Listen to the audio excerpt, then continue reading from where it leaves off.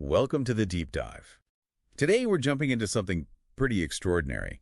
George Foreman's decades-long journey with Muhammad Ali. Specifically, how the man who was, well, psychologically shattered by Ali in Zaire came to see him as pivotal to his own salvation. That's our mission. It really is a stark contrast when you set it up. You have Foreman in 74, this figure of almost mythic terror, right?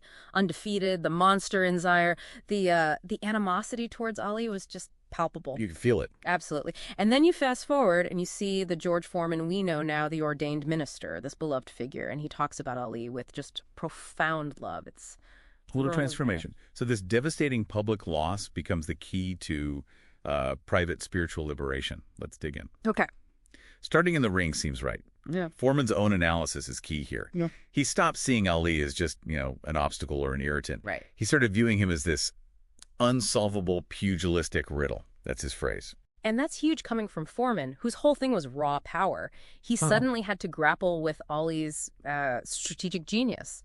Foreman said it wasn't just speed. He called it a form of illusion. An illusion? How so? Well, the way Ali moved, the angles, the timing, it wasn't just about being faster. It was about making Foreman miss, making him waste energy. He basically called Ali the smartest boxer he ever faced. Yeah. And think about the rope-a-dope. It wasn't just defense. It was like strategically weaponizing Foreman's own aggression against him, letting him punch himself out. That takes incredible confidence, though, to let George Foreman hit you. Exactly. And that leads to the other part of this technical riddle, Ali's chin. Foreman talked about it. A chin of granite. He just absorbed it. He absorbed Foreman's best shots, round after round. And Foreman realized, uh-oh, my biggest weapon isn't working. That, Foreman said, planted a critical seed of doubt. The invincibility cracked. The physical assault failed, and then the psychological demolition, as you said, really began. Okay, so that respect for Ali's ringcraft, it starts to morph, right, into something more about the man himself. Precisely.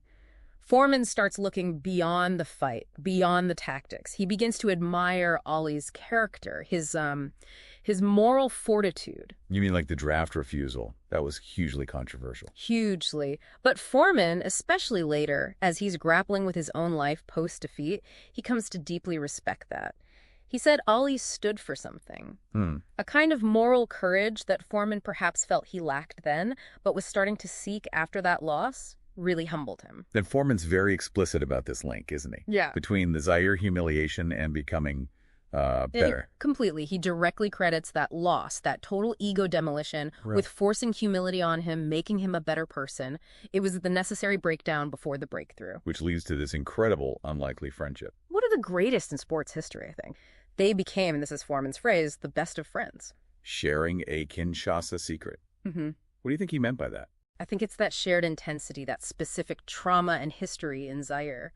Something only the two of them could ever fully grasp, The hype, the fight, the aftermath, it bonded them in a way nobody else could penetrate. A unique bond. Totally unique. And the language Foreman uses now, it's just pure liberation from ego. He calls Ali the greatest man I've ever known, just flat out. And I love that man. Yeah. Simple as that. Simple as that. Saying that about the guy who handed you your most crushing defeat, that's profound grace. It really is. He turned his greatest professional failure into maybe his most significant personal relationship. It's amazing. It feels like mutual redemption, doesn't it? Yeah. Foreman finds grace through the loss, and Ali's legacy becomes even richer, showing he could transform not just fights, but the hearts of his fiercest rivals. So Foreman's reflections, they're partly a tribute to Ali, but also kind of an autobiography of his own journey, from that deep bitterness to, well, grace. Exactly. It proves the real victory of the rumble in the jungle maybe wasn't decided that night. It took decades. It was the transformation of that historical animosity into this genuine, enduring love. Which leaves you with a thought, right? Yeah. If a loss that devastating can ultimately lead to such profound personal triumph, such deep friendship, what's the potential value hidden in your own greatest defeat? What did failure force you to become?